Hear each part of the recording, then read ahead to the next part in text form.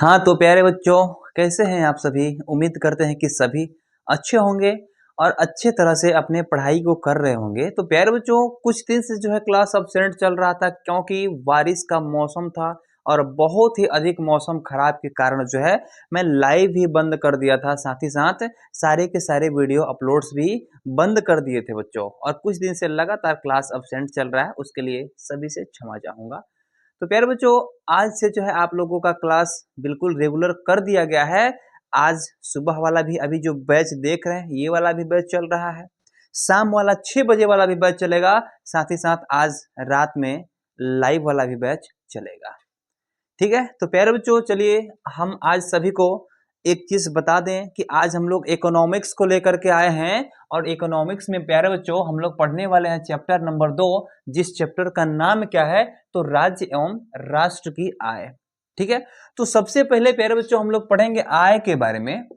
आय के बारे में पढ़ेंगे, ठीक है, जिसको अंग्रेजी में कहे तो इनकम कहते हैं। क्या कहते हैं? इनकम। सबसे पहले हम लोग पढ़ेंगे आय के बारे में, ठीक है। यानी आय का मतलब क्या होता है? किसी भी प्रकार का चाहे शारीरिक काम आप कर रहे हो और चाहे दिमाग से कोई काम कर रहे हो, है तो काम ही ना।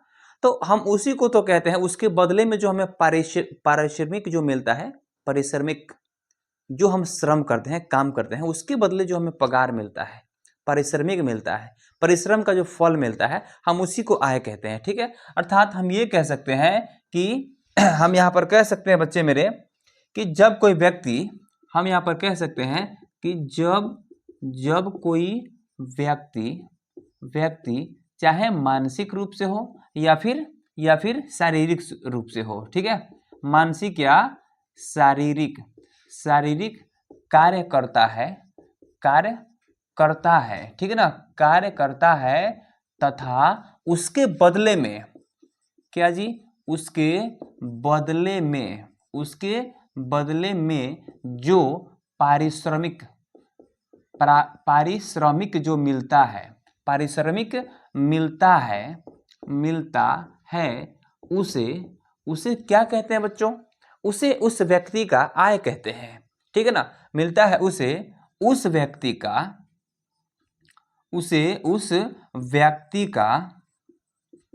आय कहते हैं, आय कहते हैं। ठीक है, तो यहां तक प्यारे बच्चे आय ज्यादा कोई खास टॉपिक नहीं है, लेकिन यहाँ पे जो बच्चे अभी तक नहीं पढ़े ना, उनसे पूछ दिया जाए आय किसे कहते हैं तो थोड़ा सा कंफ्यूजन होता है। ठीक है, लेकिन प्यारे बच्चे यहाँ पे समझ पा रहे होंगे कि जब कोई व्यक्ति मानसिक हो या चाहे शारीरिक हो कार्य करता है तथा उसके बदले में जो पारिश्रमिक मिलता है उसे उस व्यक्ति का आय कहते हैं।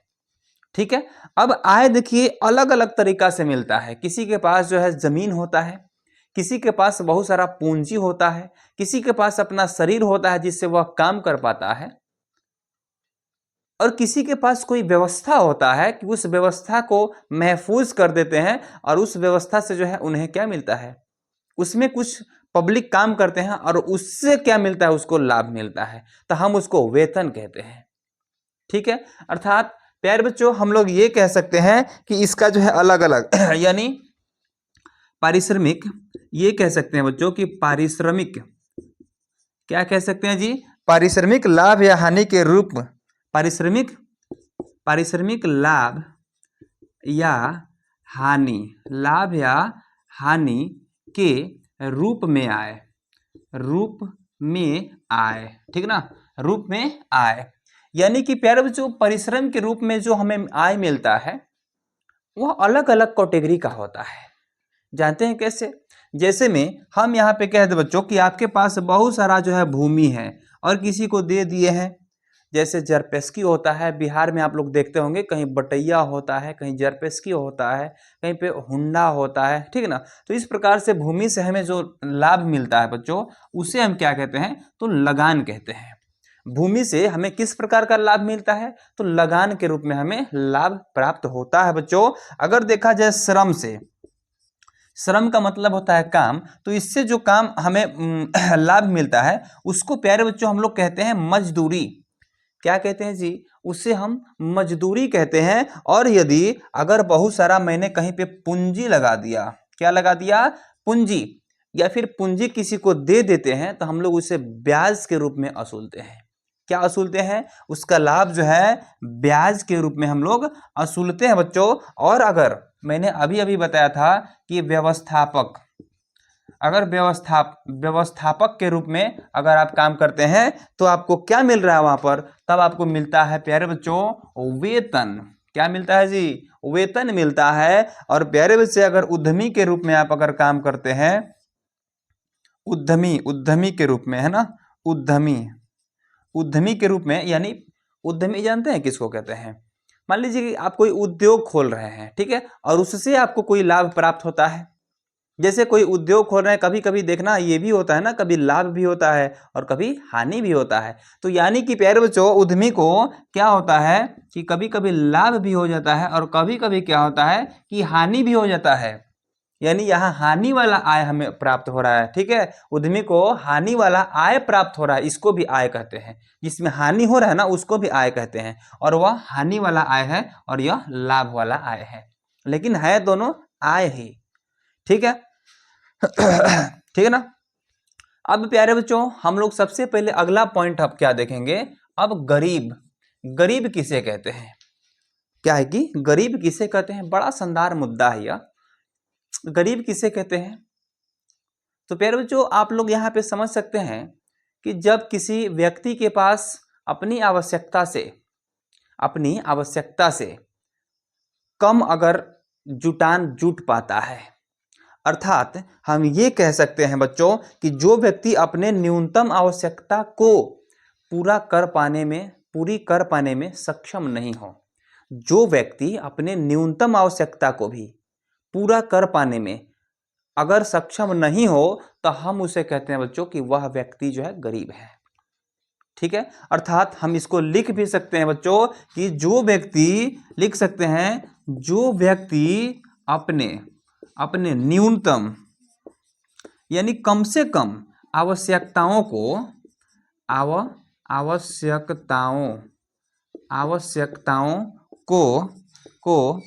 पूरा करने में सक्षम नहीं होता है, हम उसे क्या कहते हैं बच्चों? गरीब कहते हैं। जैसे प्यारे बच्चे यहाँ पे आप लोग समझ सकते हैं कि रोटी, किसी व्यक्ति के पास रोटी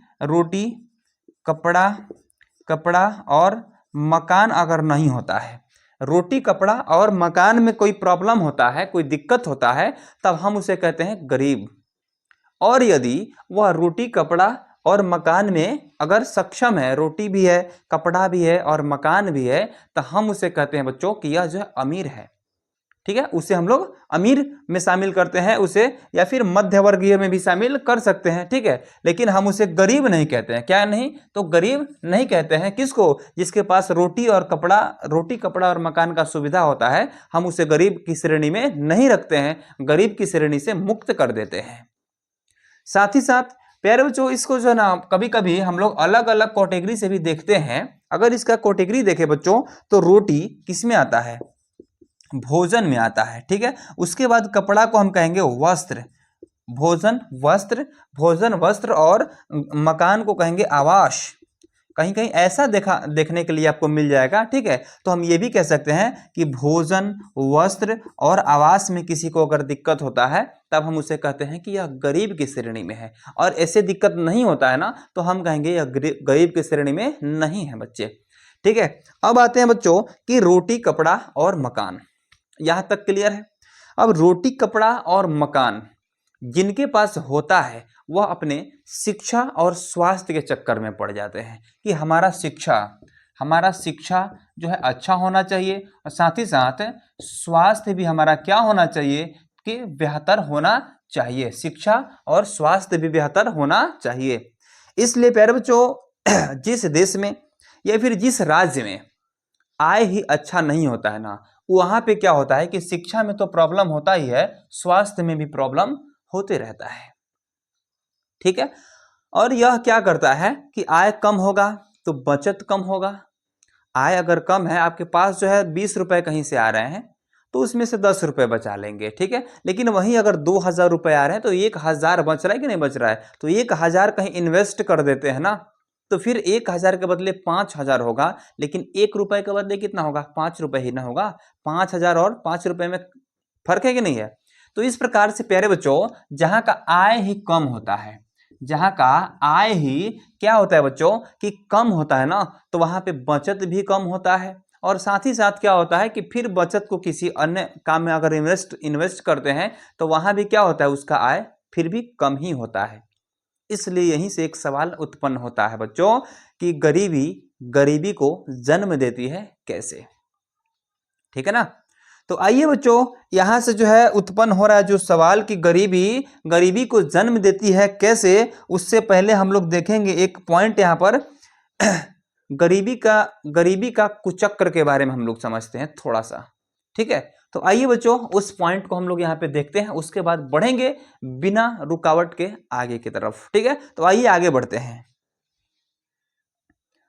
हाँ तो बच्चों, अब आइए हम लोग यहाँ पर देखते हैं गरीबी के कुचक्र के बारे में। ठीक है, तो प्यारे बच्चों, आप सभी लोगों को एक चीज़ जरूर मालूम होगा कि हम अगर आय हमारे पास कम होता है, ठीक है ना, अगर प्यारे बच्चों अगर आय कम होता है तो बचत भी कम ही होगा।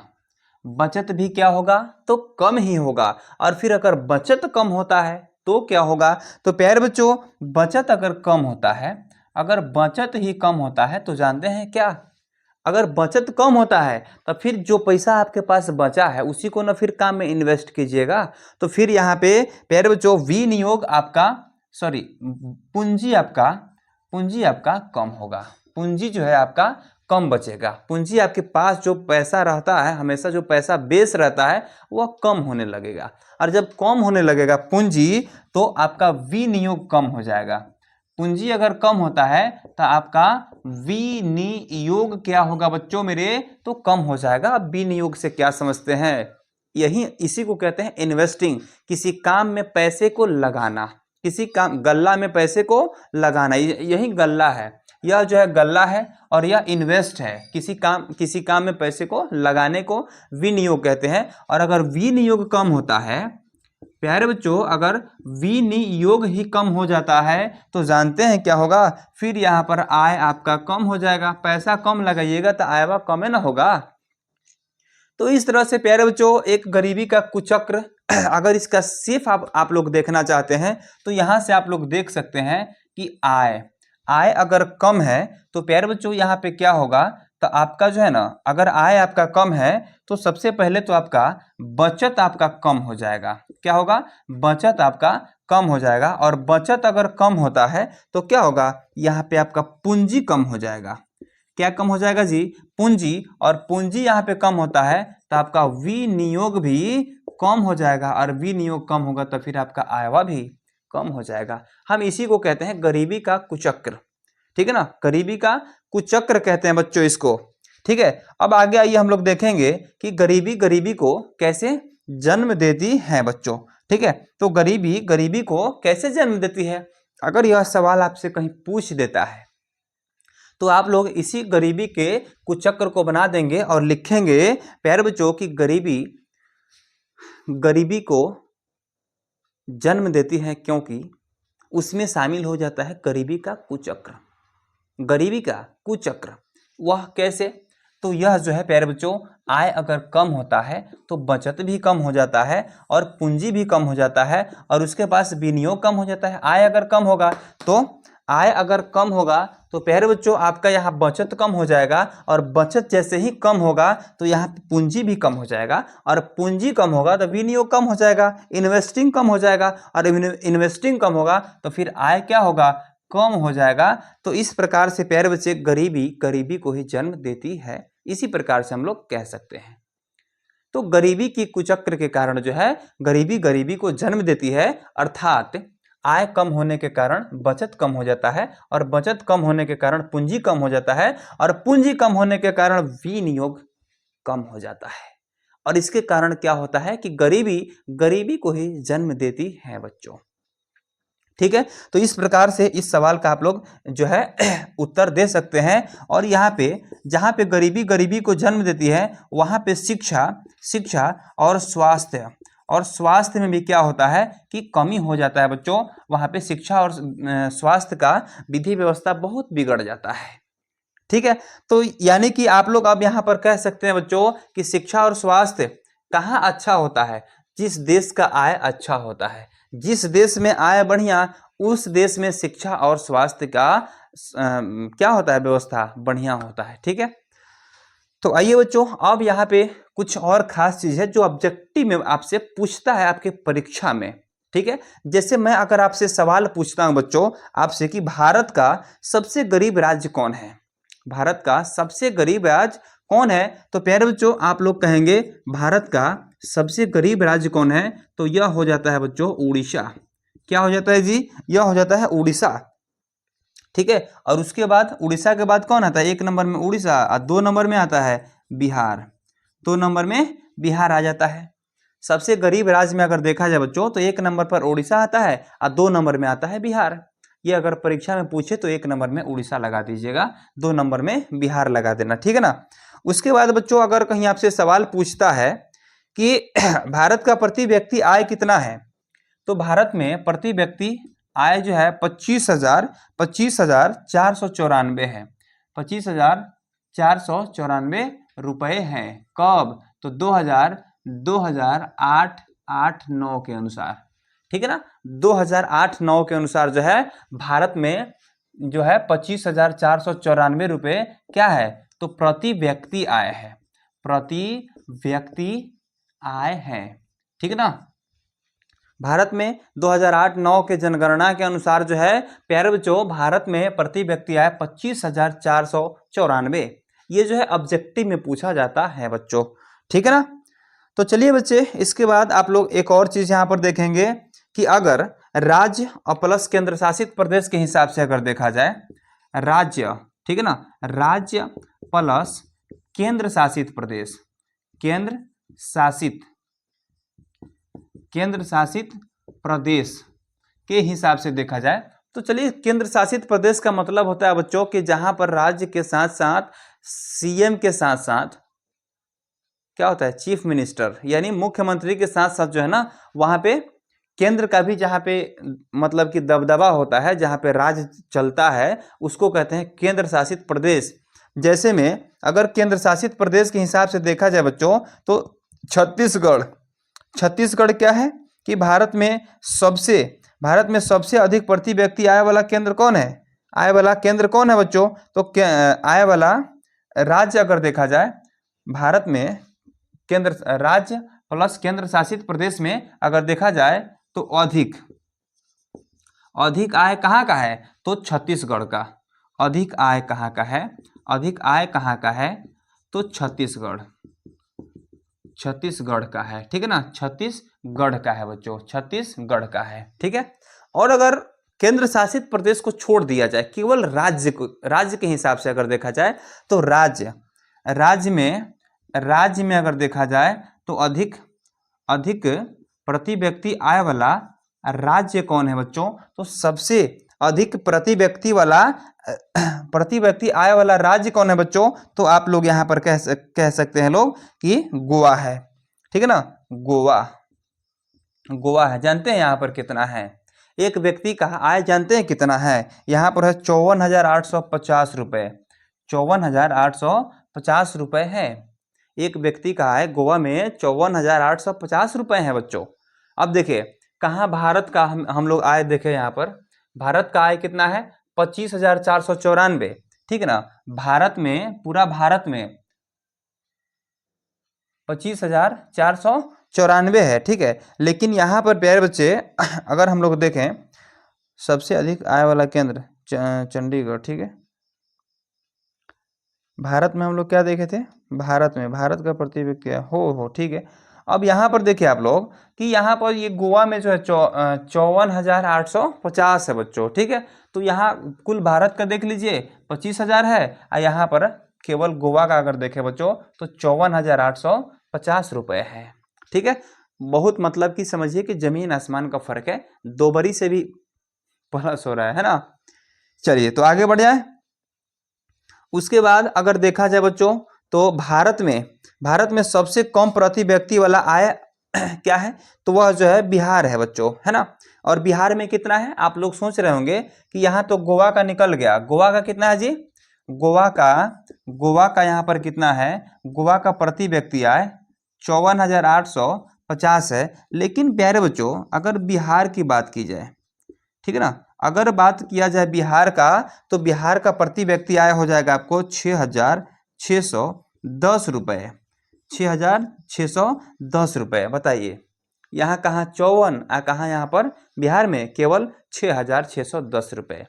कितना हो रहा है, 6×9 = 54, 9, देख लीजिए 9 गुना है गोवा में, ठीक है। प्रति व्यक्ति आय गोवा में बिहार की अपेक्षा 9 गुना है, ठीक है। ये सोचने वाली बात है, ठीक है ना।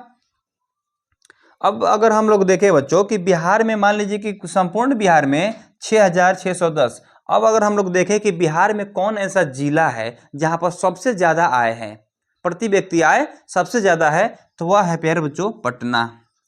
पटना में जो है ना प्रति व्यक्ति आय सबसे अधिक है। इसको नोट कर लीजिएगा ऐसे करके कि बिहार में सबसे अधिक प्रति व्यक्ति आय वाला क्षेत्र क्या है, जिला कौन है, तो वह है बच्चों पटना, ठीक ना, पटना है बच्चों, ठीक है। और उसके बाद अगर हम लोग देखें कि सबसे कम प्रति व्यक्ति आय वाला, कम प्रति व्यक्ति, यह हो गया अधिक में, ठीक है, अधिक वाला जिला, ठीक है। कम अगर बिहार में देखा जाए, बिहार में कम प्रति व्यक्ति आय वाला जिला है ना जी, तो यह हो जाएगा शिवहर हो जाएगा जी, ठीक है।